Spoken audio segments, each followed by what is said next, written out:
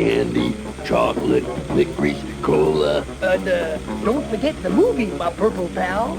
Do you remember the 40-foot purple gorilla who, for a brief, bizarre moment, was one of the biggest stars in cartoons? A gentle giant with the mind of a kid who travelled the country on the roof of a tiny yellow van with his fast-talking beagle for a best friend.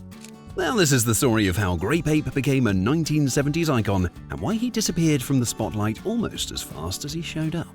Okay, so to understand why a 40-foot purple primate suddenly appeared on everyone's TV, you have to get the world he was born into. The year was 1975, and animation powerhouse Hanna-Barbera was the undisputed king of Saturday morning. Led by William Hanna and Joseph Barbera, the studio was a hit factory, churning out show after show, character after character. They had a formula that worked: quirky characters, a simple premise, and a whole lot of slapstick. But 1975 was also gripped by a very specific kind of pop culture fever: ape fever. A blockbuster remake of King Kong was in the works, and audiences were fascinated by giant primates. Hanna-Barbera, always chasing a trend, saw a golden opportunity. They decided to make their own giant ape, but with the classic Hanna-Barbera twist. He wouldn't be a terrifying monster, he'd be a lovable, oversized kid, and most importantly of all, he'd be purple.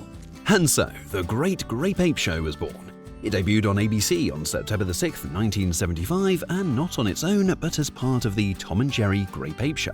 The premise was perfectly strange. The show starred Grapeape, a massive gorilla voiced with a deep, rumbling tone by Bob Holt. Grapeape himself was a walking contradiction. He was 40 feet tall, but had the gentle, simple mind of a child. His vocabulary was famously limited, mostly consisting of him repeating his own name, Grapeape, Grapeape, as a way to agree, say hello, or just show excitement. Oh, my purple pal? Grapeape, Grapeape. Well, But he wasn't alone, though. His constant companion was Beagle, a small, street-smart dog with a knack for get-rich quick schemes. Now voiced by Marty Ingalls, Beagley was the brains of the operation, the fast-talking promoter to Grapeape's gentle muscle. And he drove their comically tiny yellow van, which Grapeape would often ride on top of, making the vehicle look like a matchbox car. And one of the show's best-running gags was watching Grapeape rev up the tiny van like a wind-up toy before hopping on the roof as it sped off. Now, the show itself was classic Hanna-Barbera road trip comedy. Each episode saw Grapeape and Beagle traveling across the country and stumbling into some kind of mess. Whether it was stopping a volcano, joining a football team, or filling in for a broken mechanical ape in a movie, the conflict almost always came back to Grapeape's enormous size. I mean, everything except in a volcano. Oh, yeah! We're sitting on it! Yo! His appearance, without fail, would cause total panic. People would take one look at the towering purple gorilla and flee, screaming the show's iconic catchphrase, "Yow! It's a gorilla la la la la la!" But Beagle, ever the smooth operator, would quickly calm everyone down and explain that his friend was harmless. The two would then solve whatever problem they'd found, using Beagle's quick thinking and Grapeape's sheer size and strength to save the day. The humor was simple and repetitive, but it worked perfectly for kids. Grapeape's childlike innocence meant he often caused trouble by accident. A simple sneeze could create hurricane-force winds, and when he cried, his tears could cause flash floods. Whenever he messed up, he'd let out a heartfelt, "I'm sorry," a line so common that Beagle would sometimes say it right along with him. Now, this mix of slapstick, friendship, and pure absurdity resonated with kids across America. And for one glorious season, The Great Grape Ape Show was a certified hit. 16 episodes with a total of 32 different segments were produced and aired between September and December of 1975. If you're loving these trips down memory lane, join our totally rad membership for just $2.99 a month, and it helps us keep creating content you love. You'll get exclusive badges, emojis, early access to new videos, and shoutouts. Hit that join button to support the channel and keep the nostalgia alive. Thanks for being totally rad. And in the fast-moving world of Saturday morning cartoons, Grapeape star shot up with astonishing speed. He was big, he was goofy, and you definitely couldn't forget him. After its first run, ABC kept airing reruns, packaging the show in new ways.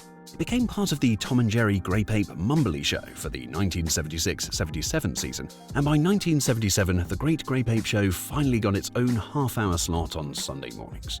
Now, these reruns, which continued on ABC until 1978, made sure a whole new wave of kids met the giant purple star. The real sign you'd made it at Hanna-Barbera was getting the call-up to the major leagues. And in 1977, that meant an invitation to the Laugh Olympics. Now this show was the ultimate Hanna-Barbera crossover, an animated battle of the network stars that pitted three teams of the studio's most famous characters against each other. And Grapeape was chosen as a key member of the Yogi Yahoos, a team of animal characters captained by Yogi Bear himself. And he was the only character on the team created after 1962, which really shows how popular he was. Competing alongside icons like Huckleberry Hound and Quick Draw McGraw, Grapeape cemented his status as one of Hanna-Barbera's new A-listers. Funnily enough, his size in Laugh Olympics was all over the place. Sometimes he was his usual 40 feet, and other times he was shrunk down to be just a bit bigger than his teammates so he'd fit into the shot. Grapeape. Time to win. This fame was also reflected in a wave of merchandise. Charlton Comics put out a short-lived comic book series in 1976, and he appeared in Marvel's Laugh Olympics comics. There were coloring books, a storybook, and even yearly comics published in England. For a brief period between 1975 and 1978, Grapeape was everywhere. He was an absurd and entertaining fixture of a 70s childhood. So what happened? Why did a character who burned so brightly fade so fast? Well, there was no single event really, no scandal, no dramatic cancellation. The fall of Grapeape was a quiet one, a gradual fade caused by changing TV trends and the studio's own strategy. The original series only ever had that one season of 16 episodes, and after that, his TV presence came from reruns and his role in Laugh Olympics. A big reason for the fade was the brutal competition on Saturday mornings. While Grapeape was charming, he was also up against heavy hitters from other studios. Networks were constantly hunting for the next big thing, and what kids wanted to watch was starting to change. But a key reason was Hanna-Barbera itself. The studio's factory-like production was both its greatest strength and its biggest weakness. They had perfected the art of creating marketable characters, but in doing so, they flooded the market. Shows like Jabberjaw, The Funky Phantom, and Captain Caveman all followed a similar quirky character with a gimmick formula. And in a way, Grapeape wasn't just competing with other networks, he was competing with his own studio siblings for airtime. The novelty that made him a breakout star in 1975 was a lot less unique by 1978. ABC simply decided not to order a second season. The show wasn't a flop. The reruns prove it had an audience, but it didn't become a cultural juggernaut like Scooby-Doo. And as the 70s ended, networks started looking for fresher ideas, and Grapeape, having served his purpose, was quietly shuffled into the archives. His name as a headliner was over. And though his time in the spotlight was brief, Grapeape never really went away. He just transitioned from a star to a nostalgic cameo, a beloved footnote in animation history.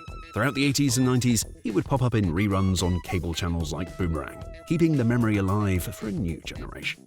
Bye-bye, king-size shiny tomato. Grapeape. Wait, that was no king-size tomato. His most notable later appearances came in self-aware modern crossovers. He had a memorable darker appearances in a Robot Chicken sketch and was featured in a Harvey Birdman Attorney at Law episode where he was accused of using steroids. And more recently, he had become a recurring character in the HBO Max series Jellystone and made a brief appearance in the end credits of the movie Scoob as a new recruit for the Blue Falcons superhero team. These appearances all point to his true legacy. Grapeape is a perfect piece of 70s nostalgia. He's a symbol of a time when a cartoon idea could be as wonderfully simple and strange as a giant purple gorilla and his dog sidekick driving around the country. But what are your memories of Grapeape? Did you watch him on Saturday mornings? Let me know in the comments below, and if you enjoyed this trip back into cartoon history, be sure to like and subscribe for more dives into forgotten animation. Thanks for watching, see you next time.